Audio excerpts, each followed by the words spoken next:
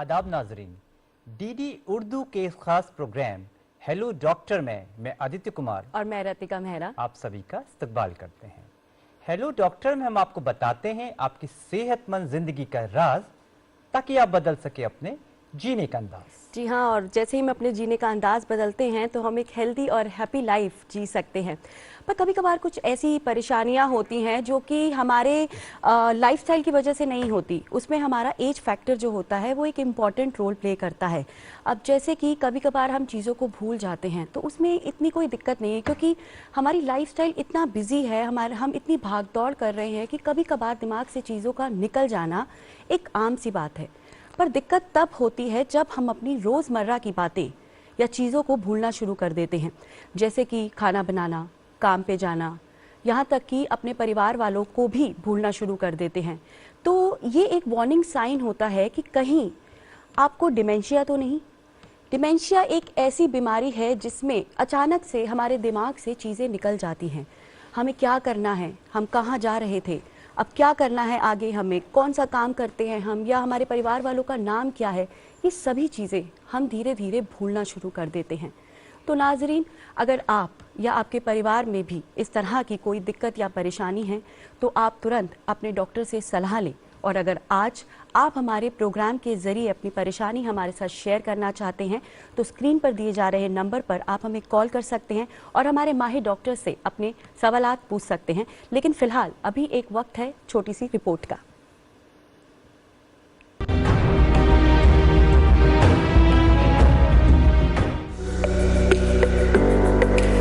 नाजरीन, इंसानी ज़हन दिमाग के हैरत अंगेज कारनामे नित नई इजादात से हमारे सामने आते रहते हैं और हमारी जिंदगी में जो आसाइश के सामान हैं वो भी इंसानी ज़हन दिमाग की ही देन है। लेकिन बढ़ती उम्र के साथ जहां हमारे जिस्म के मुख्तलिफ आज़ा को बीमारियों का खतरा रहता है, वहीं ज़हनी बीमारियां होने का खतरा भी लाहिक रहता है। इन्हीं में से एक बीमारी है डिमेंशिया, जो ज्यादातर बुजुर्ग हजरात में होती है। डिमेंशिया दरअसल बुढ़ापे में इंसानी दिमाग और आसाब की कारकर्दगी को मुतासिर करने वाली एक ऐसी बीमारी है जो वक्त गुजरने के साथ साथ शिद्दत इख्तियार करती जाती है। इस मर्ज के मरीजों को सोचने, समझने और याद रखने में मुश्किलात का सामना करना पड़ता है।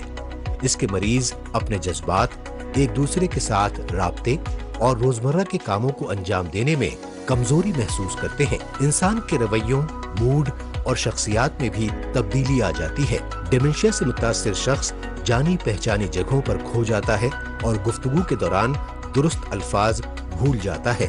कुछ अफराद में बात इस हद तक पहुंच जाती है कि उनसे ये फैसला तक नहीं हो पाता कि उन्हें कुछ खाना है या नहीं। माहिरीन का कहना है कि वक्त के साथ इस बीमारी में शिद्दत आती जाती है और मरीज की जरूरियात भी बढ़ जाती हैं और उसे हर वक्त देखभाल की जरूरत पड़ती है। डिमेंशिया का मर्ज आज के दौर में एक बड़ा चैलेंज है और ये इसलिए भी है कि इसका अभी तक कोई मुकम्मल इलाज दरियाफ्त नहीं हो पाया है। साइंसदानों का कहना है कि अगली 3 दहाइयों या 30 वर्षों में डिमेंशिया के मरीजों की तादाद 3 गुना बढ़ सकती है। माहिरीन के मुताबिक डिमेंशिया का जल्द पता चल जाना इसके मुनासिब इलाज के लिए निहायत जरूरी है। दिमाग की सेहत का ख्याल रखना हर उम्र में अहम होता है, लेकिन उम्र बढ़ने के साथ साथ ये और भी जरूरी हो जाता है। माहिरीन के मुताबिक बेहतर तर्ज जिंदगी से डिमेंशिया के 3 में से 1 केस को कम किया जा सकता है। इसके लिए जो तब्दीलियां मददगार साबित हो सकती हैं, उनमें वस्त उम्र में कुव्वत समात यानी सुनने में कमी का इलाज, पढ़ने लिखने का सिलसिला देर तक जारी रखना, तंबाकू नोशी से परहेज, डिप्रेशन का वक्त पर इलाज, जिस्मानी तौर पर मुतहर्रिक रहना, समाजी तौर पर तन्हाई से बचना, मोटापे, हाई ब्लड प्रेशर और टाइप 2 डायबिटीज से बचना शामिल है। इसके अलावा बुजुर्ग हजरात को अपनी दिल की सेहत का ख्याल रखना चाहिए। जिस्मानी मशक्कत जारी रखें, जहनी तौर पर सरगर्म रहें, दिमाग को चैलेंज करने वाले गेम्स खेलें, अच्छी ग़िज़ा का इस्तेमाल करें, रूटीन को तब्दील करते रहें और हो सके तो समाजी तौर पर भी मसरूफ रहें। याद रखें, इन सब एहतियाती तदाबीर पर अमल करके बुजुर्ग हजरात एक तवील सेहतमंद जिंदगी गुजार सकते हैं।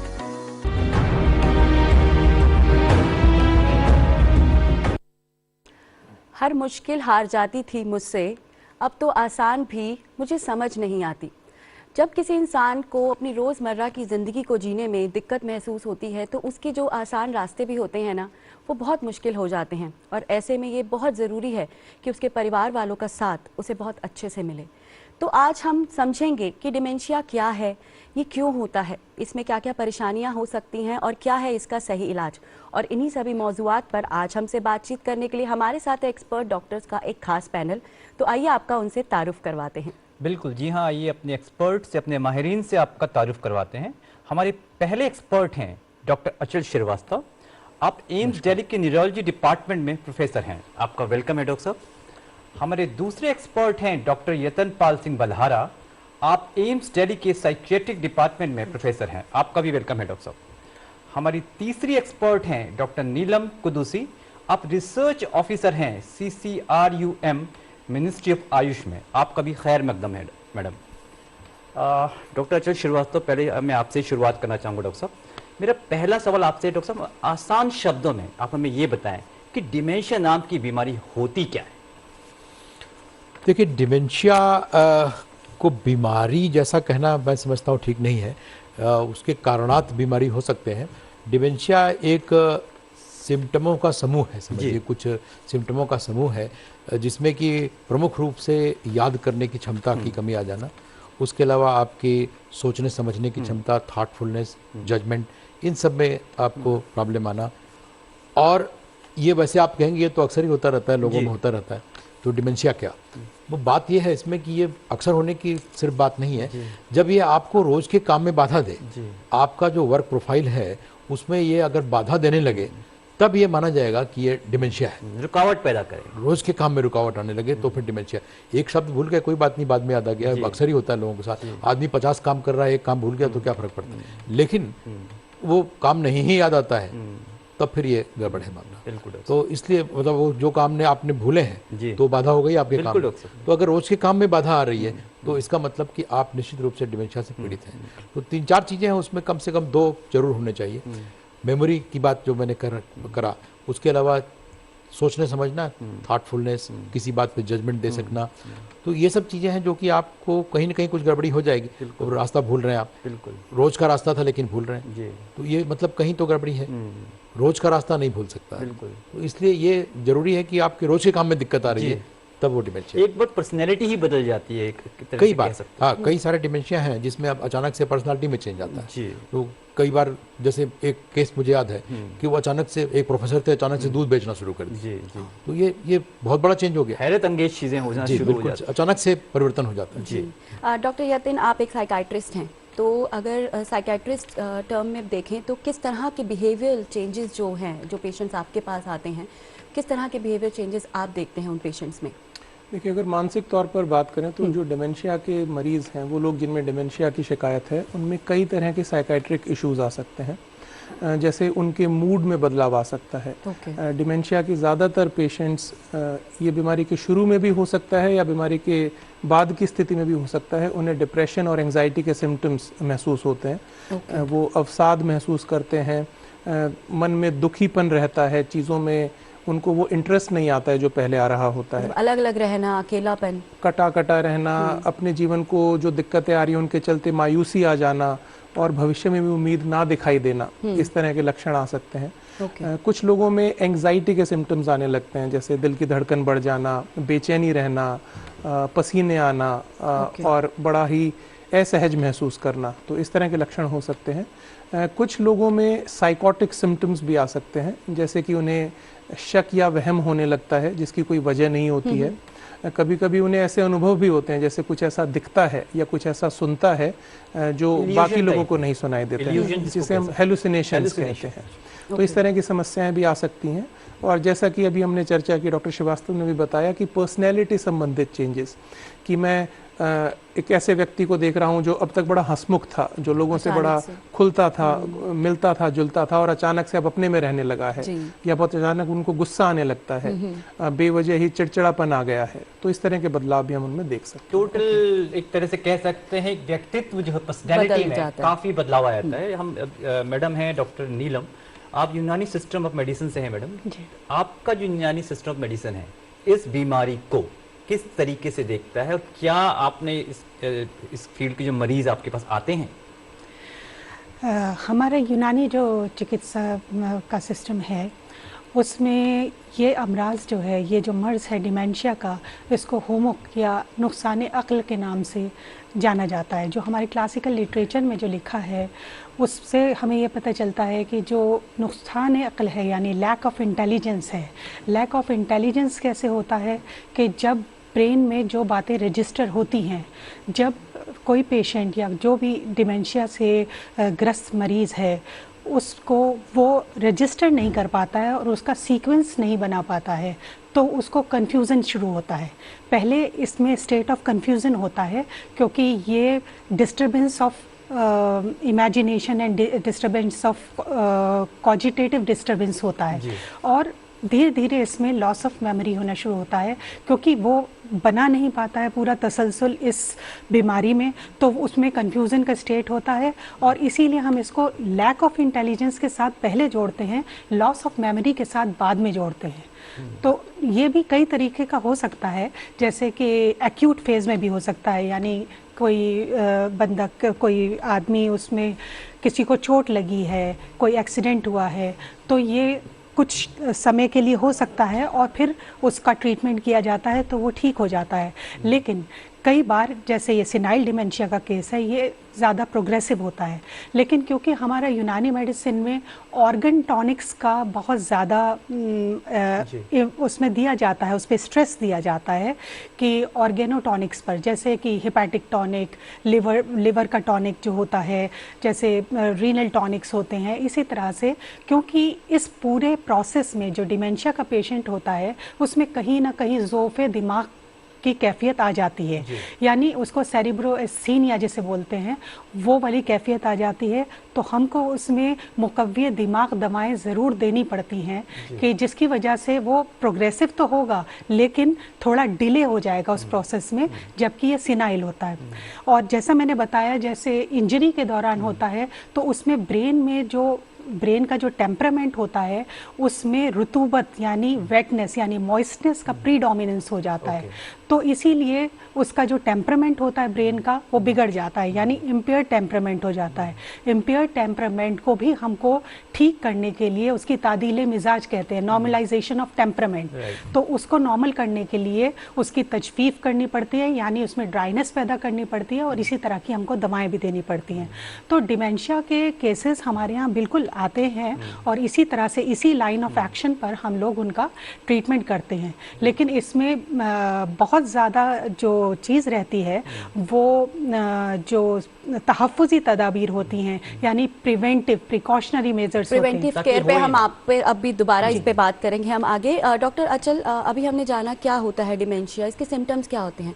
अगर हम इसकी वजह की बात करें तो इसके होने की वजह क्या हो सकती हैं और कौन कौन से एज ग्रुप के लोग इससे ज़्यादा प्रोन होते हैं?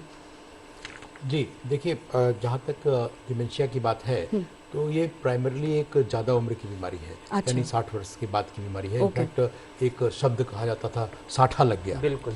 तो साठा तो नहीं, अब मैं उसको 65 आता बोलता हूँ क्योंकि अब 65 वर्ष की रिटायरमेंट एज है तो 60 वर्ष में डिमेंशिया बोलना उचित नहीं होगा।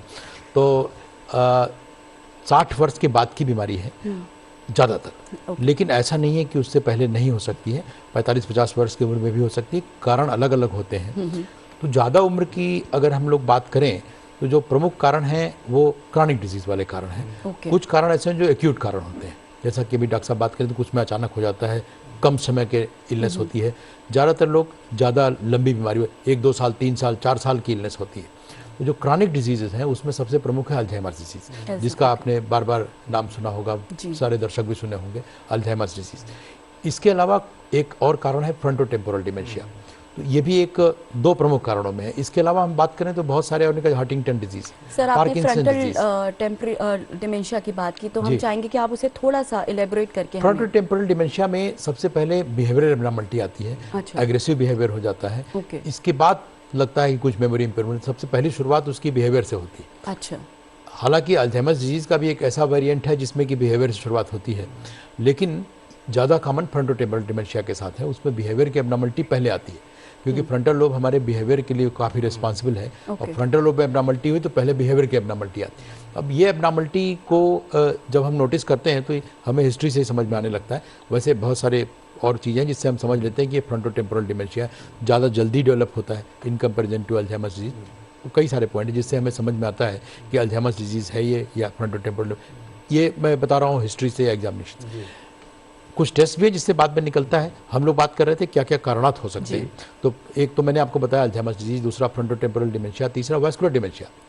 3 सबसे बड़े कारण हैं। इसके अलावा बहुत से कारण हैं जो कम प्रचलित हैं, लेकिन वो भी कारण हैं।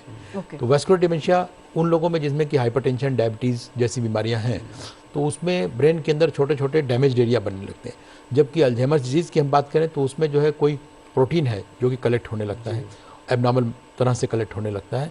उसकी वजह से जो न्यूरॉन्स हैं उनके फंक्शनिंग समाप्त हो जाती है। समाप्त होती है तो जिस फ्रंटल लोब, टेम्पोरल लोब, जिस जगह के न्यूरॉन्स हैं उनकी फंक्शनिंग में प्रॉब्लम आएगी तो वैसे सिम्टम नजर आते हैं।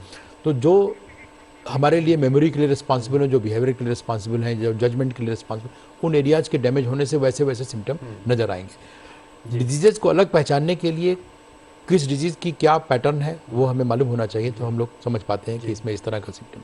वैस्कुलर डिमेंशिया वाले आदमियों में कभी कभी अचानक लक्षण आया करते हैं, कभी कभी उनको हिस्ट्री में मिलता है कि एक साइड पैरालिसिस हो रखा था, प्लस उसके सिम्टम्स कुछ फेज स्टेप्स में मिला करते हैं, ग्रेजुअल नहीं होता, उसमें स्टेप्स मिला करता है। अभी तक ठीक था जी, आज से कुछ मेमोरी उनकी खराब हो गई, आज से अब ये खराब होने लग रहा है। तो पेशेंट बता पाता नहीं, अभी कुछ ही दिनों से ऐसा लग रहा है, 4 दिनों से लग रहा है, लेकिन उसमें बता पाना मुश्किल होता है। बाकी जो डिजेनरेटिव प्रकार के डिमेंशियाज हैं कि कब से ऐसा हुआ एग्जैक्टली, कभी वो 2 साल बोलेगा, कभी 4 साल बोलेगा, एग्जैक्टली पिन पॉइंट नहीं कर सकता। मंथ तो दूर की बात, डे तो दूर की बात है, मंथ नहीं बता पाएंगे। लेकिन वैस्कुलर वालों में कुछ लोग हैं बता पाएंगे, नहीं 15 दिसंबर को ऐसा हुआ, ऐसा समझा पाएंगे आप। तो वो लोग स्टेप्स में होता है। हमारे प्रोग्राम को देखते हुए कॉलर जुड़ चुके हैं, उनका सवाल ले लेते हैं, फिर हम आपकी बात को बहुत अच्छे से फिर दोबारा समझने की कोशिश करेंगे। बहुत बहुत इस्तकबाल है आपका हमारे प्रोग्राम में, अपना सवाल पूछिए। हेलो, ये डॉक्टर साहब नमस्कार। नमस्कार, अपना सवाल पूछिए। डॉक्टर साहब, ये जो आपका प्रोग्राम चल रहा है डिमेंशिया पर, बड़ा अच्छा सा प्रोग्राम है आपका, उसके लिए बहुत बढ़िया शुक्रिया। ये आपके यहाँ जो डिपार्टमेंट ऑफ सेक्रेटरी एम्स से आए हुए हैं डॉक्टर यतन पाल, बिल्कुल, मेरा सवाल उनसे है। ठीक है, आप सवाल पूछिए। जी जी, डॉक्टर साहब से बात करा दीजिए हमारी। आप डॉक्टर साहब आपको सुन रहे हैं, आप अपना सवाल पूछिए। अच्छा जी। डॉक्टर साहब, असल में क्या होता है, बहुत सी बार ना मैं जैसे बहुत से काम छोटे छोटे करता हूँ, मैं बड़ा कंफ्यूज रहता हूँ कि क्या मैंने लॉक लगा दिया, क्या मैंने वो सामान चाबी गाड़ी की ले ली, क्या मैंने अपना वॉलेट ले लिया, बार बार चेक करता हूँ। तो क्या ये एक डिमेंशिया का कोई पार्ट है या ऐसे ही है? प्लीज विस्तार से बताएं। बहुत अच्छा सवाल है, एक आम आदमी का सवाल है। और डॉक्टर यतन, मैं चाहूंगा आप इनके सवाल का जवाब दें। देखिए, जिस तरह से आपने समझाने की कोशिश की है कि जो लक्षण आप में है वो इस तरह के लक्षण है कि शायद आपको एक शंका रहती है मन में कि जो काम आपने अभी अभी किया वो ठीक से हुआ या नहीं। जैसे कि लॉक लगाया था तो उसमें कहीं गलती तो नहीं हो गई, चूक तो नहीं हो गई, या क्या मैं बाहर जा रहा हूं और मेरे पास गाड़ी की चाबी जेब में है या नहीं, मैं भूल तो नहीं गया। तो ये मेमोरी इंपेयरमेंट नहीं है, ये दुविधा या शंका के लक्षण हैं जो आमतौर पर हम ऑब्सेशंस की तरह डिफाइन करते हैं, जिसमें एक व्यक्ति के मन में ये डाउट रहता है कि क्या जो मैंने किया वो सही से हो पाया या नहीं।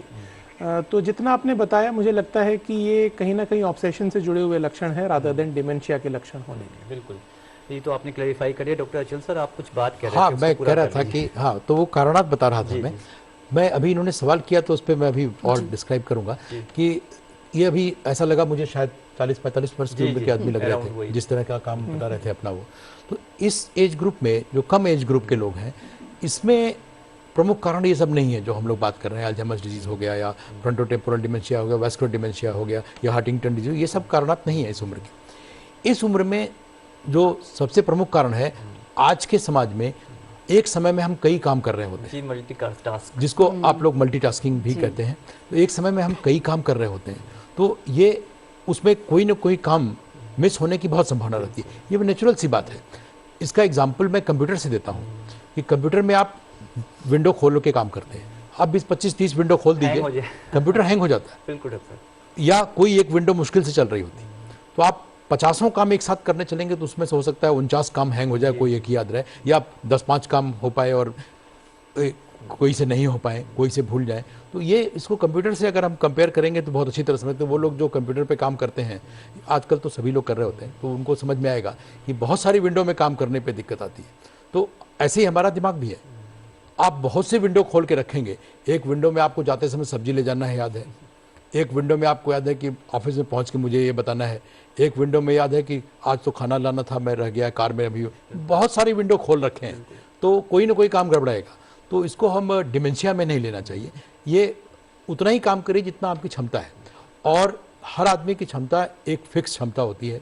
जब वो पैदा हुआ उस हिसाब से क्षमता बन जाती है। और आप सोचिए कि मैं उसमें कंप्यूटर की तरह थोड़ा सा उसकी रैम बढ़ा के काम कर लूँगा, आदमी में ऐसी व्यवस्था नहीं है। कार्ड और तो जो आदमी जितना जैसा कर सकता है, अपने को मालूम होना चाहिए कि मैं इतने काम कर सकता हूँ, अपने दिमाग में उतनी ही विंडो खोलिए। तो जी तो डॉक्टर यतिन, जैसे कि अभी सर ने बताया कि ये छोटी छोटी जो चीज़ें हैं, ये भूल गए वो भूल गए, तो हमें लगता है चलो याददाश्त शायद एज के हिसाब से बढ़ रही है, तो याददाश्त हमारी कमज़ोर हुई है। लेकिन एक ऐसी चीज़ें जो कि एक परिवार वाले को समझने की ज़रूरत है कि हाँ शायद जो उसका फैमिली मेम्बर है वो डिमेंशिया की तरफ जा रहा है, तो वो ऐसे अर्ली सिम्टम्स क्या होते हैं जिसे पहचान के अब ज़रूरत लगती है कि डॉक्टर को दिखाना चाहिए? जो शुरू के लक्षण हैं, ये निर्भर करता है कि किस प्रकार का वो डिमेंशिया है। जैसे कि अभी भी हमने चर्चा की, तो कुछ बदलाव जो शुरू में देखे जा सकते हैं वो व्यवहार संबंधित बदलाव हो सकते हैं कि एक परिवार का सदस्य जिसे आप इतने सालों से जानते हैं, जिसके साथ रह रहे हैं, तो अचानक आप पाते हैं कि पिछले कुछ समय से ये वैसे नहीं रहे जैसे थे। उनकी दिनचर्या में बदलाव हैं, उनके आपस में बातचीत के तरीके में बदलाव हैं, उनके मूड में बदलाव आ रहे हैं और जिसका कोई कारण समझ नहीं आ रहा है। तो वो एक set of early red flag science हो सकता है। फिर आप ऐसा देख सकते हैं कि जो आपके परिवार का सदस्य है उसको अपनी दिनचर्या को करने में समस्या आ रही है। हम बात कर रहे हैं कि भाई ये याद कर पाना कि जो परिवार का सदस्य जिसकी बात हो रही है उसका नाम क्या है, या जो दिनचर्या के सिंपल से कार्य हैं कि जैसे ब्रश कैसे करते हैं, या कमीज में बटन कैसे लगाते हैं, सवेरे मैंने क्या खाया था, या खाना खाया था या खाना खाया भी नहीं था। तो जब इस तरह की day to day activities of daily living जिन्हें हम बुलाते हैं उनमें समस्या आने लगे, तो भी वो अलर्ट हो सकते हैं कि शायद इस परिवार के सदस्य में कुछ प्रॉब्लम है। जी। कई बार ऐसा भी होता है कि परिवार का वो व्यक्ति जो पहले बड़ा सिडेट था, बड़ा शांत स्वभाव का था, ये कहना चाह रहे हैं कि काफी चेंजेस पर्सनालिटी में आ जाते हैं। इस बीच हमारे कॉलर प्रोग्राम को देखते जुड़ चुके हैं। काफी इंटरेस्टिंग टॉपिक है, तो हर कोई जानना चाहता है, तो मैं आपका इस्तेमाल करता हूँ अपने प्रोग्राम में। अपना सवाल पूछिए। हेलो हेलो, नमस्कार, अपना सवाल पूछिए। हेलो हेलो, हम आपको सुन पा रहे हैं, अपना सवाल पूछिए। हाँ डॉक्टर साहब बोल रहे हैं? हाँ जी, आप सवाल पूछिए, डॉक्टर साहब आपको सुन रहे हैं। ये मेरी मम्मी से वो डिमेंशिया से थोड़ा सफर कर रही, पीड़ित है वो। ठीक है। और उनको हेलुसिनेशंस भी आते हैं। अच्छा। और हेलुसिनेशंस आते हैं जैसे कोई उनको परेशान कर रहा है, और फिर वो वायलेंस भी हो जाती है बहुत ज्यादा, वो जैसी हरकत करती है सोशल एलिमेंट। आप लाइन पे बने रहिए, डॉक्टर यतन पाल हो सकता है आपसे सवाल भी पूछें। डॉक्टर साहब, आप इनके सवाल का जवाब दें। अच्छा, एक चीज बताएंगे कि इस समय आप कहीं उनसे उनका इलाज ले रहे हैं या अभी आपने इलाज शुरू नहीं किया है? नहीं, इलाज हमने शुरू किया है। एक साल हो गया, बेंगलुरु के कोई डॉक्टर हैं और गनपेजिलोमिनेंट टैबलेट दे रहे हो, रेसिडेंट 1 mg। तो ये जो आपने डिस्क्रिप्शन दिया है, जो सिम्टम्स से गुजर रही हैं आपकी माता जी, ये कुछ साइकाइट्रिक सिम्टम्स हैं जो डिमेंशिया के मरीज में देखने को मिलते हैं। हालांकि ये काफ़ी कॉमन सिम्टम्स होते हैं, लेकिन इन्हें बहुत आसानी से ठीक किया जा सकता है। तो अगर आप डॉक्टर साहब, बहुत गंभीर चीज अभी हो गई थी। मैंने पहले 5 नवंबर को उन्होंने अटेम्प्ट किया था, अपने आप उन्होंने आग लगा दी थी। नहीं, मैं समझ पा रहा हूँ कि उनकी स्थिति गंभीर है। तो मेरा मेरा आपसे सुझाव ये है कि आप एक साइकाइट्रिस्ट या मनोचिकित्सक से मिलिए। ये जो हेलुसिनेशंस और डिल्यूजन्स आपने बताए, कुछ दवाइयाँ होती हैं जिन्हें हम एंटीसाइकोटिक्स कहते हैं। अगर हम इन दवाइयों को ठीक डोज में इस्तेमाल करेंगे तो उन्हें बड़ी जल्दी कंट्रोल किया जा सकता है। दूसरी बात जो आपने कही कि उन्होंने खुद को नुकसान पहुंचाने की जो कोशिश की है, उसको लेके आपको चौकन्ना और सावधान रहने की ज़रूरत है। उन्हें अकेला मत छोड़िए, स्पेशली कुछ ऐसी चीज़ उनके पास मत रहने दीजिए जिससे वो खुद को नुकसान या हानि पहुंचा सकें। साइकाइट्रिस्ट से जब आप मिलें तो इस बारे में उन्हें ज़रूर बताएं ताकि वो डिप्रेशन के लिए उनको इवेल्युएट कर सकें और अगर ज़रूरत होगी तो उनको डिप्रेशन को ट्रीट करने के लिए भी उन्हें बहुत आसानी से दवा दी जा सकती है, जिससे उन्हें बहुत जल्द ही आराम मिलेगा। लेकिन देर मत कीजिए, जितना जल्दी हो सके। देखिए, मैं बिना पूरा डिटेल में बात किए दवा का नाम नहीं बता पाऊंगा। मैं आपको हमारे डॉक्टर साहब, जो हमारे कार्यक्रम का जो उद्देश्य है अवेयरनेस पैदा करना है। हम दवाइयों के नाम यहाँ से नहीं बता सकते, इलाज भी नहीं कर सकते हैं। आपको जैसा डॉक्टर साहब बता रहे हैं, आप एक अच्छे साइकियाट्रिस्ट से मिलना चाहिए, उनको दिखाना चाहिए। साथ में अपनी मदर के ऊपर आपको ध्यान भी रखना पड़ेगा, गाये बगाए ऐसा ना हो कि वो अपने को नुकसान पहुंचाएं। तो आपको ये दोनों काम करने होंगे और आपको घबराने की जरूरत नहीं है। डॉक्टर यतन, मैं आपसे सवाल पूछना चाहूंगा। डॉक्टर साहब, इस तरह के जो केसेस हैं हेलुसिनेशन, ये डिमेंशिया में तो नहीं आएंगे ना इस तरह के केसेस? नहीं, जो डिमेंशिया का सिंड्रोम है, जो उसने बात की, उसका एक हिस्सा है। तो कुछ डिमेंशिया के कारण हैं जिसमें हेलुसिनेशन ज्यादा कॉमनली देखे जाते हैं, कुछ डिमेंशिया जिनमें वो कम देखे जाते हैं। लेकिन डिमेंशिया में हम कॉग्निटिव फीचर्स, कॉग्निटिव सिम्टम्स बोलते हैं, बिहेवियरल सिम्टम्स बोलते हैं, मूड सिम्टम्स बोलते हैं, और परसेप्चुअल सिम्टम्स भी हो सकते हैं। तो वो सिंड्रोम का हिस्सा हो सकते हैं। अच्छा डॉक्टर साहब, यहाँ पे एक सवाल अक्सर ये उठता है कि डायग्नोसिस कैसे बनाते हैं इसका, डिमेंशिया का? मैं डॉक्टर अचल आपसे पूछना चाहूँगा। हाँ, जरूर जरूर। थोड़ा सा वो पिछले सवाल को और आगे बढ़ाते हुए, कुछ डिमेंशिया कारण थे, जैसा अभी डॉक्टर यतीन बता रहे थे, जिसमें कि ज़्यादा कॉमन होता है हेलुसिनेशन। उसमें सबसे प्रमुख है लेवी बॉडी डिमेंशिया। अच्छा। तो उसमें बहुत प्रोमिनेंट होता है हेलुसिनेशन। इनफैक्ट पहचान ही उसकी इसी से होती है, इतना प्रोमिनेंट हेलुसिनेशन, और खास करके उनको जानवर दिख रहे होते हैं छोटे छोटे साइज़ के, तो पहचानने का तरीका है लेवी बॉडी डिमेंशिया। उसके अलावा अल्जाइमर्स डिजीज में भी बाद के स्टेज में उसमें भी आपको काफ़ी डिमेंशिया हेलुसिनेशन मिलने लगता है। सभी डिमेंशिया में थोड़ा बहुत मिलेगा बाद के स्टेज में, लेकिन लेवी बॉडी में बहुत पहले आ जाता है। तो ये सब पहचानने के तरीके हैं, अलग अलग टाइप ऑफ डिमेंशिया इसमें कि हम पहले पहचान पाते हैं। डॉक्टर साहब, एक हमारे दर्शक और जुड़ते हैं, उनका सवाल ले लेते हैं। बहुत बहुत इस्तकबाल है आपका हमारे प्रोग्राम में, अपना सवाल पूछिए। Hello hello. हाँ नमस्कार। हाँ जी नमस्कार, अपना सवाल पूछिए। जी सर, मेरे को तकरीबन 25 वर्ष है जी। एक इंटेस्टाइन की प्रॉब्लम है, क्रोन्स डिजीज, जिसमें आयरन और हीमोग्लोबिन डाउन रहता है। ठीक है। तो ऑक्सीजन का लेवल भी कमी रहता है। लेकिन मैं हमारा आज का जो टॉपिक है, होता रहता है सर। आज का हमारा टॉपिक डिमेंशिया है, याददाश्त की बीमारी है, तो टॉपिक से रिलेटेड नहीं है। फिर भी अगर मैं डॉक्टर साहब से रिक्वेस्ट करूंगा अगर कुछ बताना चाहें तो डॉक्टर। क्रॉन्स डिजीज के बारे में पूछना क्या चाहते हैं आप? अपना सवाल थोड़ा क्लैरिफाई करिए। जी सर, जैसे हमारा ऑक्सीजन, ये आयरन का लेवल और हीमोग्लोबिन का लेवल कम रहता है। ठीक है, आयरन और हीमोग्लोबिन क्या है? हाँ ठीक है, लेवल कम रहता है, तो उसके कारण से क्या कर, अभी मेरी 49 ईयर्स है। 49, ठीक तो क्या कभी फ्यूचर में ऐसी दिक्कत आ सकती है क्या, ऑक्सीजन और ये आयरन की लेवल कम होने से? कोई दिक्कत आ सकती है इस वजह से? नहीं, बिल्कुल आपको ट्रीट करना चाहिए। आपका कहना है कि क्या डिमेंशिया हो सकता है क्रॉन्स डिजीज में बाद में? नहीं, देखिए अभी 49 वर्ष में तो डिमेंशिया के जो कारणत हम लोग बता रहे हैं वो उसको डिस्कस करना संभव नहीं होगा कि ये आपको हो ही जाएगा। पहले तो क्रॉन्स डिजीज से आप अपने को इलाज करवाइए, और ऑक्सीजन क्रॉनिक रूप से कम होने पे ये सब सिम्टम जो हम लोग बात कर रहे हैं ये सब भी आ सकते हैं। लेकिन बात यह है कि ये डायरेक्टली तुरंत पैदा नहीं होगा, कंपेंसेटेड रहता है आदमी ऐसी स्टेट में कि बहुत समय से अगर ऑक्सीजन कम है तो ये सब सिम्टम नहीं मिलेगा। अचानक होगा तो बहुत कुछ मिल सकता है। जी डॉक्टर नीलम, अभी हम बात कर रहे हैं डिमेंशिया के बारे में, और ये दिमाग से ताल्लुक़ रखती हुई एक बीमारी है।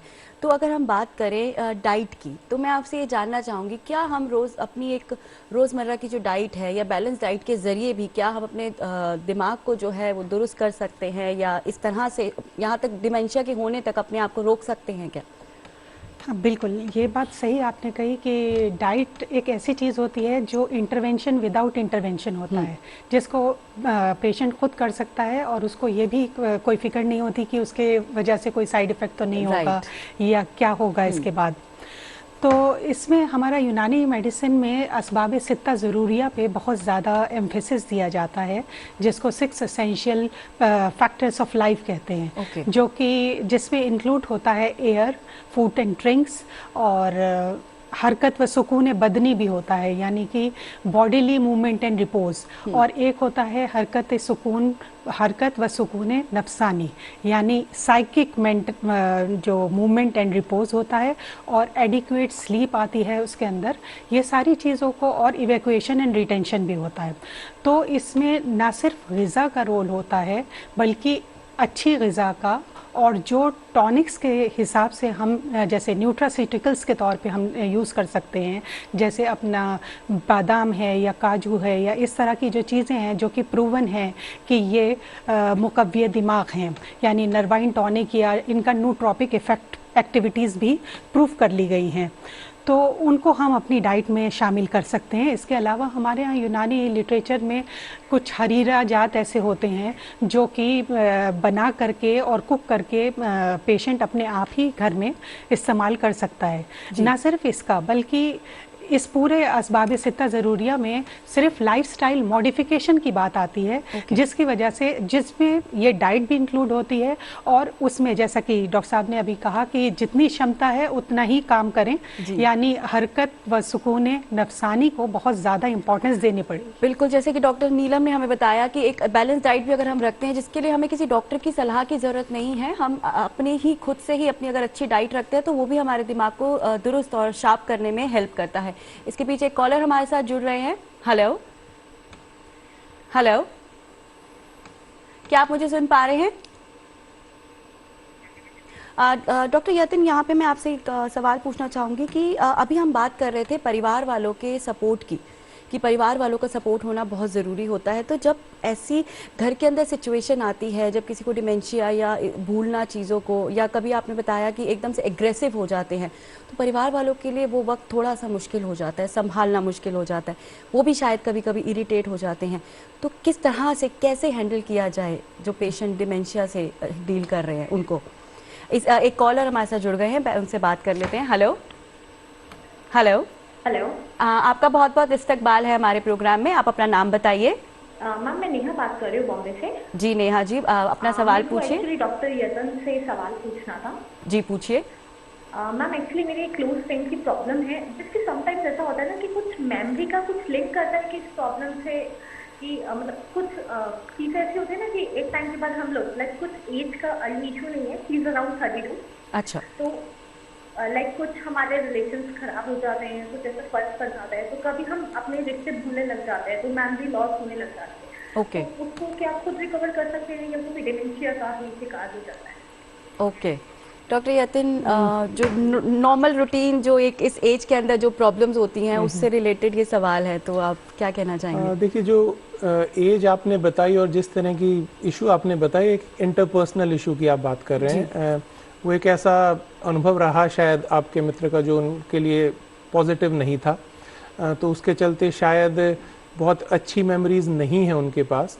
तो हर व्यक्ति का हर स्ट्रेस को कोप अप करने का एक तरीका होता है। कुछ लोग होते हैं जो वो यादें जो अच्छी ना हो उनको भुलाने की कोशिश करते हैं, लेकिन इसको हम डिमेंशिया के परिप्रेक्ष्य में नहीं देखेंगे। ये एक अलग तरह की समस्या है। अगर उन्हें लगता है कि वो इसके चलते परेशान हैं, इस सिचुएशन से उभर नहीं पा रहे हैं, तो वो किसी क्लिनिकल साइकोलॉजिस्ट या साइकाइट्रिस्ट से मिलकर डिस्कस कर सकते हैं कि किस तरह से वो इन विचारों से या इसके चलते जो मन में नेगेटिव फीलिंग्स आ रही हैं वो उनको मैनेज कर सकते हैं। बट ये डिमेंशिया से संबंधित और सबसे इम्पोर्टेंट है कि किस तरह से आप अपने दिमाग को काम रख सकते हैं। मैं आपका वो सवाल मैं चाहूंगी कि आप उसका जवाब आप हमें दीजिए कि परिवार वालों का जो रोल है वो कितना इम्पोर्टेंट है। स्ट्रेसफुल रहता है जी।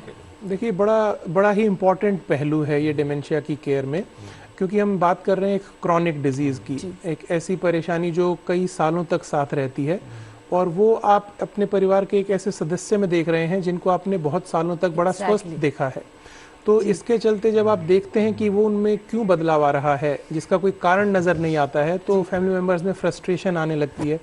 वो समझ नहीं पाते हैं कि दोस्तों उसका रीजन ये है ना कि आपने अपने फादर को सपोज आप उन पे एक सहारा ढूंढते थे, आज वो बच्चों की तरह हो गए हैं, तो माइंड में बड़ा सेटबैक होता है कि जिनको मैंने एक रोल मॉडल, एक बड़ा ही स्ट्रॉन्ग फिगर की तरह देखा है, आज वो डे टू डे एक्टिविटीज के लिए औरों पर निर्भर है। तो ये बड़ा फ्रस्ट्रेटिंग होता है। ये तो एक इमोशनल टच हो गया कि हम बिल्कुल हम कैसे उनको देख रहे हैं। लेकिन मैं आपसे ये जानना चाहूंगी कि उन परिवार वालों को आप क्या मैसेज देना चाहते हैं कि कैसे हैंडल करें, इरिटेट ना हो। हम पेशेंट की तकलीफ तो समझते हैं, बिल्कुल जो परिवार की तकलीफ है वो छुपी रहती है। वो आप हमें समझाइए कि वो किस तरह से हैंडल की जाए। पहली बात तो परिवार के सदस्यों को समझना पड़ेगा कि ये एक बीमारी है और इस बीमारी के चलते ये बदलाव आ रहे हैं। तो सबसे पहले तो सही समय पर, और सही समय वही समय है कि जब पहला लक्षण आपको दिखे, चिकित्सीय सलाह लें ताकि बीमारी का जो भी उपयुक्त इलाज है वो शुरू हो सके। डॉक्टर साहब यहाँ पे एक सवाल ये भी उठता है कि वो साइकियाट्रिस्ट के पास जाए या न्यूरोलॉजिस्ट के पास? जो भी आसपास उपलब्ध हो मैं कहूँगा उसके पास जाइए। साइकाइट्रिस्ट और न्यूरोलॉजिस्ट दोनों ही इस बीमारी का इलाज करते हैं और दोनों ही आपकी मदद कर पाएंगे, तो आपके आसपास जो भी उपलब्ध हो आप उनसे मिलिए। अच्छा, समटाइम्स हम देखते हैं कि लोग ना बात करना बंद कर देते हैं ऐसे पेशेंट से कि इनको तो कुछ याद ही नहीं रहता, इनसे बात ही क्या करनी है, तो बड़ा मतलब, तो आप, मैं चाहूंगी कि मैसेज के जरिए आप बताएं कि इस तरह का बिहेवियर नहीं रखना चाहिए। ये जो बिहेवियर अगर आप करेंगे तो इनफैक्ट दिस इज डेट्रीमेंटल। इससे जो उनके लक्षण हैं वो और भी बढ़ सकते हैं। अगर हम बाहर से स्टिमुलस ना दें डिमेंशिया के पेशेंट को, तो जो उनका डिटोरेशन है उसकी जो दर है वो और तेज हो जाती है। तो ये बताया जाता है, सलाह दी जाती है कि परिवार के सदस्य उनको मिलाकर रखें, इनफैक्ट पहले से कहीं ज़्यादा उनके साथ जुड़ें। हो सकता है एक बात बार बार दोहरानी पड़े, हो सकता है थोड़ा ज्यादा पेशेंस आपको दिखाना तो है डॉक्टर साहब क्या, लेकिन परिवार का सहयोग बेहद आवश्यक है हर मरीज के। डॉक्टर अचल, मैं आपका बिल्कुल, बल्कि वो एक शब्द है एम्पैथी, एम्पैथी के साथ काम करें। बिल्कुल डॉक्टर साहब, और जैसा अभी डॉक्टर साहब बता रहे थे कि बात इरिटेट नहीं हो और एक ही बात को बार बार बताने के लिए तैयार रहिए।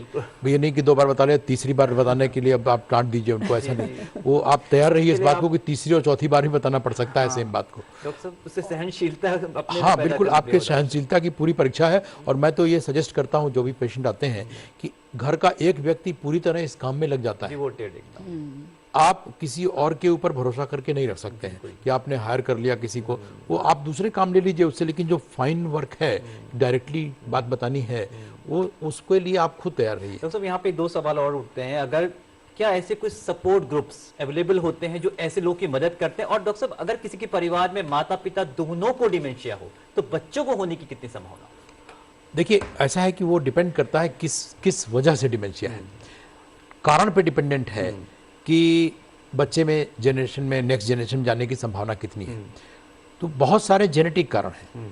जैसे हम अल्जाइमर्स डिजीज की बात करें तो एटलीस्ट 3 से सारे तरह के जीन्स हैं जो नोन है कि उसमें नेक्स्ट जनरेशन, एपोई एक उनमें से एक है, एपोई जीन। तो एपोई जीन अगर मौजूद है तो अगले जनरेशन में जाने की बहुत संभावना है। लेकिन अगर नहीं मौजूद है तो ऐसा नहीं कि नहीं जाएगा, संभावना कम है। तो जो जेनेटिक वाले काजेज हैं उसमें तो बहुत ज़्यादा संभावना है, बाकी जो नॉन जेनेटिक काजेज हैं उसमें संभावना कम रहती है। अच्छा। लेकिन यह है कि अगर एक बार डिमेंशिया किसी फैमिली में चल रहा है तो बहुत पॉसिबिलिटी है कि अगली जनरेशन में जाएगा, डिपेंडिंग ऑन काज क्या था। आज हम बहुत सारे जीन्स जानते हैं, बहुत सारे नहीं भी जानते हैं। अभी बहुत सारे जीन्स हैं जिन्हें का हमें पता नहीं है। थोड़ा एडवांसमेंट के बारे में बताएं डॉक्टर साहब, क्या हुआ? इसमें कई सारे एडवांसमेंट्स हुए हैं, खास करके अगर अल्जाइमर्स डिजीज के ट्रीटमेंट की बात करें, डायग्नोसिस की बात करें, तो डायग्नोसिस के लिए अभी कई प्रकार के पेट स्कैन्स मौजूद हैं जो कि हमें कई बार पहले बता देते हैं। लेकिन सवाल यही है कि पहले जानने की आवश्यकता क्या है अल्जाइमर्स डिजीज में। अभी आपका मैं शुरू की वो सुन रहा था कि जल्दी पहचानना जरूरी है। जल्दी पहचानना 2 कारणों से जरूरी है। पहली बात तो है कि कहीं और कोई कारण तो नहीं जिसको हम आसानी से ट्रीट कर सकते हैं। डिमेंशिया लग रहा है, लेकिन डिमेंशिया के बहुत सारे ऐसे कारण जो ट्रीट किए जा सकते हैं। उनमें सबसे आसान है एक विटामिन B12 की डिफिशियंसी। तो अगर वही कारण है, कई सारे मरीज देखे हमने, डिमेंशिया लेवल करके रखा हुआ था लेकिन B12 कम था, ट्रीट करने में बहुत आराम हुआ। तो वो, लेकिन बात वही है कि उसको पकड़ना जरूरी है कि कारण कौन सा है। मॉडिफाइबल वाले कारण को पकड़ना जरूरी है, बाकी नॉन मॉडिफाइबल कारण तो बहुत सारे हैं। अब हो ही गया तो नहीं कुछ कर सकते। पहले पहचानने का उद्देश्य यही है कि सही कारण पहचान लीजिए। और दूसरा ये है कि खास करके अल्जाइमर्स की बात करें हम लोग, तो माइल्ड टू मॉडरेट स्टेज की डिजीज के बाद कुछ ज़्यादा हेल्प नहीं की जा सकती। कई सारी दवाएं हैं, एंटीकोलिनेस्टेरेज ग्रुप की दवाएं हैं जो माइल्ड स्टेज और मॉडरेट स्टेज तक ही काम करती हैं, उसके आगे काम नहीं करती। तो इसलिए जानना जरूरी है, पहचानना जरूरी है पहले स्टेज। बिल्कुल डॉक्टर साहब, अवेयरनेस तो बेहद जरूरी है क्योंकि आने वाले साल ना जाने कितने लोगों को डिमेंशिया हो सकता है, तो अलर्टनेस बेहद। बिल्कुल डॉक्टर यतिन, यहाँ पे एक और बात आती है कि जो डिमेंशिया का पेशेंट है अगर आपके घर में, तो हर वक्त जिस तरह से हमने कहा कि परिवार वालों का सपोर्ट चाहिए, सपोर्ट बिल्कुल ठीक है, लेकिन क्या ऐसा भी कर सकते हैं कि उनको रिटर्न में कि अपने पास छोटी छोटी चिट्स बना के रखिए या कुछ बैच हो गया लिख कर रखें वो, ताकि उन्हें खुद को आसानी हो पढ़ने में, या कुछ भूल गए जैसे परिवार वाला का नाम ही भूल जाते हैं, तो कुछ ऐसी कोई सलाह आप देना चाहेंगे? और दूसरी बात ये कि क्या उन लोगों को अकेले बाहर भेजना सेफ है? ये 2 चीज़ें हैं जो मैं जानना जो आपने सुझाव दिया वो बड़ा अच्छा सुझाव है।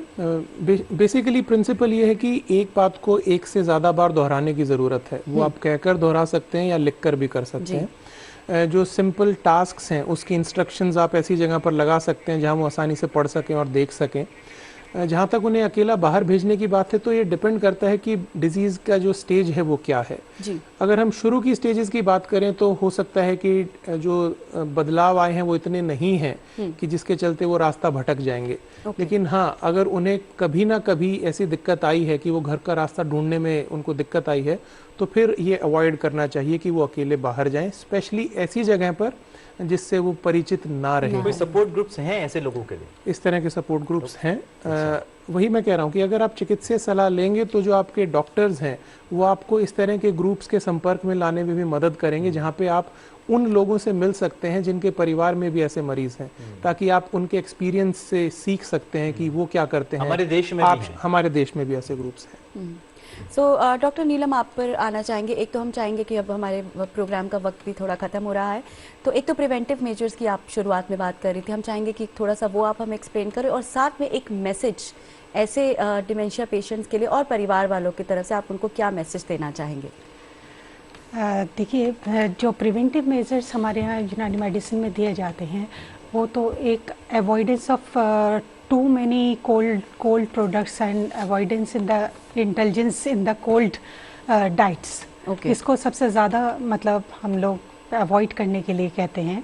दूसरी बात ये कि जो तंबाकू जो सेवन करते हैं या शराब का सेवन, ठंडा पानी है और ये चीजें बिल्कुल, क्योंकि ये एक्चुअली इसका एक जो मेजर कॉज हमारे यहाँ बताया जाता है वो प्रीडोमिनेंस ऑफ कोल्डनेस बताया जाता है। तो ऐसी चीज़ों का सेवन ना करें जो कि कोल्ड हो। और उसके अलावा जो इंटॉक्सिकेटेड प्रोडक्ट्स होते हैं जैसे कि ये मैंने बताया टोबैको कंजप्शन है या शराब नोशी है, उसको अवॉइड करना चाहिए। फिर परिवार वालों को ये चाहिए कि उसका सोशल एक सर्कल बना करके ज़्यादा से ज़्यादा उस पेशेंट को हमेशा किसी न किसी एक्टिविटी में मशगूल रखें ताकि उसको मतलब ज़्यादा सोचने समझने का मौका ना मिले, क्योंकि वो अपने में खोया खोया सा रहता है। उसको चाहिए आपकी अटेंशन। तो मैं तो परिवार वालों से ये कहूँगी कि आपकी अटेंशन बहुत सारी चीज़ों को कम आउट करने में मदद करेगी। डॉक्टर साहब, यहाँ पे एक सवाल ये भी अक्सर उठता है कि जो सपोर्ट ग्रुप्स हैं उनकी मदद भी ली जा सकती है और सोसाइटी के बीच में उठना बैठना है और तमाम जो चीज़ें आपने बताई वो करने से डिमेंशिया काफ़ी हद तक बचा भी जा सकता है। बिल्कुल। सो डॉक्टर अचल, यहाँ पे हम भी चाहेंगे कि आप भी अपना एक मैसेज हमारे व्यूवर्स को दीजिए या फैमिली को दीजिए कि किस तरह से हम उन पेशेंट्स की हेल्प कर सकते हैं। यहाँ पे अगर आप कैसे एक डिमेंशिया फ्रेंडली घर बनाएं, थोड़ा उस बारे में थोड़ा बता दें तो बड़ा अच्छा। देखिए, 2 चीज़ें हैं इसमें। पहली बात तो कि जो डिमेंशिया से बचने की जहाँ तक हम लोग बात कर रहे हैं, बचने के लिए हमें उनके जो रिस्क फैक्टर्स हो सकते हैं उनसे अपने आप को बचाना होता है। तो डिमेंशिया की जो लिस्ट ऑफ कॉजेज हैं उसके हिसाब से जो हमने बार बार अभी डिस्कस किया, उसके हिसाब से हमें बचने के लिए सबसे पहले तो जो हमें कोई अन्य डिजीज़ है तो उसको हम जो है कंट्रोल में रखें। Diabetes, hypertension, thyroid, B12 deficiency, ये सब जो भी कुछ है उसको कंट्रोल में रखें। दूसरी बात, अपने आप को इंगेज रखें। जैसे हम लोग बताते हैं कि आप एक्सरसाइज करिए तो मसल बन जाएगी, वैसे माइंड यूज़ करिए तो माइंड भी बनेगा। तो वो वही फार्मूला वहाँ भी लगता है। तो इसीलिए हम लोग सजेस्ट करते हैं माइंड गेम्स, ये जो खास करके आपने देखा होगा सुडोकू, ये सब ऐसे खेल खेलिए तो उससे आप अपने आप को एंगेज रख, कोई तरह तरह के उसमें आप अपने आप को एंगेज रखिए। यूज़ करेंगे माइंड तो वो यूज़ होता रहेगा, छोड़ देंगे तो डिसयूज हो जाता है। लास्ट में टिप्स भी दे दीजिए तो घर का माहौल। बिल्कुल, घर की खास करके बात ये है कि एक तो सपोर्ट ग्रुप की हम लोग बात करें, सपोर्ट ग्रुप की बहुत सख्त जरूरत होती है। आपस में इंटरेक्ट करके लोग एक दूसरे समझ लेते हैं क्या करें। कई कॉमन सेंस तरीके होते हैं जो एक दूसरे को लोग कन्वे कर देते हैं। प्लस आजकल क्या इलाज चल रहा है वो भी आपस में डिस्कस कर लेते हैं। सपोर्ट ग्रुप की बहुत फ़ायदा है। घर में एटमॉस्फेयर ऐसा होना चाहिए, शांतिपूर्ण माहौल होना चाहिए। उन ऐसे मरीजों को इंगेज रखिए, लोगों से मिलाते रहिए, बात करते रहिए उनसे, अकेला मत छोड़िए। और सबसे इम्पॉर्टेंट बात यह है कि उनको जो है समय समय पे उनकी हर बात को सुनिए और एक बात को 5 से 6 बार 7 बार बताने के लिए तैयार रहिए। जो भी पूछते हैं उनको बताते रहिए। उसमें इरिटेट होने से कोई फायदा नहीं है। एक डेडिकेटेड मेंबर होना चाहिए, वो सबसे फायदेमंद चीज यही है। लेकिन हर घर में कोई एक डेडिकेटेड आदमी खाली हो, ऐसा आज के समय में संभव नहीं है। हर आदमी कहीं ना कहीं काम में फंसा हुआ है, तो टाइम डिवाइड कर सकते हैं, जितने लोग हैं उतने ही लोग आपस में टाइम डिवाइड पर है तो आपके परिवार का सदस्य है जी, ना? बिल्कुल यही बात है जी। डॉक्टर यतिन, आप क्या कहना चाहेंगे? मैं सिर्फ यही कहूँगा कि हमें अपने शारीरिक स्वास्थ्य के साथ साथ मानसिक स्वास्थ्य का भी ध्यान रखने की ज़रूरत है। और ये बात ना सिर्फ डिमेंशिया के मरीज के लिए लागू होती है, ये उनके केयर गिवर्स के लिए भी है कि उन्हें अपने मानसिक स्वास्थ्य का भी ध्यान रखना पड़ेगा, तभी वो व्यक्ति जिसको बीमारी हो गई है उसकी पूरी तरह से देखभाल कर पाए। बिल्कुल बिल्कुल। तो जिस तरह से हमारे अभी माहिरीन डॉक्टर्स ने हमें जो हिदायतें दी हैं, एक छोटे से उसमें सम अप कर लेते हैं कि ठंडी चीज़ों का इस्तेमाल मत कीजिए, अल्कोहल टबैको से अपने आप को दूर रखिए। जो इस तरह के पेशेंट हैं जो डिमेंशिया से जो गुजर रहे हैं, उनको जो है बिजी रखिए, उन्हें अकेला मत छोड़िए, उनकी बातों को सुनें, उन्हें समझें, उन्हें ऐसा फील मत कराइए कि वो अकेले हो चुके हैं। और अपनी उनको कहीं ना कहीं मेंटल जो माइंड गेम्स हैं उसके अंदर उन्हें बिजी रखिए। शारीरिक और मानसिक हेल्थ का अपनी ख्याल रखें, दोनों, पेशेंट भी और जो फैमिली मेम्बर्स उनका ध्यान रख रहे हैं। सो सारी बातों में सिर्फ एक इतनी सी बात यह है कि उस पेशेंट को आपकी बहुत ज़रूरत है, परिवार वालों की बहुत ज़रूरत है उसे, तो आप उसे अकेला बिल्कुल मत छोड़िए, जितना हो सके उसका साथ दीजिए। हम जानते हैं कि लाइफ बहुत बिजी है, पर है तो आप ही के परिवार का सदस्य है ना, तो उसका ख्याल रखना भी आप ही का फर्ज बनता है। तो आप सभी का बहुत बहुत शुक्रिया आप तीनों का ही धन्यवाद। हाँ, हमें पूरी उम्मीद है नाजरीन की हमारी आज की पेशकश आपको बेहद पसंद आई होगी। अगर आपकी कोई राय हो तो आप हमें ईमेल भी कर सकते हैं। इसके अलावा आप हमारे YouTube चैनल से भी जुड़ सकते हैं। हमारा YouTube चैनल है DD Urdu और हमारा ईमेल एड्रेस है hello.drurdu@gmail.com। और अब अपनी मेजबान रतिका मेहरा और आदित्य कुमार को दीजिए इजाजत। अगले हफ्ते आपसे फिर मुलाकात होगी एक नए मौजू पर। तब तक अपना और अपनों का ख्याल रखें और आपको छोड़े जाते हैं टिप ऑफ द वीक के साथ। आदाब। डिमेंशिया बुजुर्गों में होने वाली भूल की बीमारी है। इसका मुकम्मल इलाज दरियाफ्त नहीं हो पाया है, मगर डिमेंशिया का वक्त पर पता चल जाने से मुनासिब इलाज में आसानी होती है। बेहतर तर्ज जिंदगी से डिमेंशिया के असरात को कम किया जा सकता है।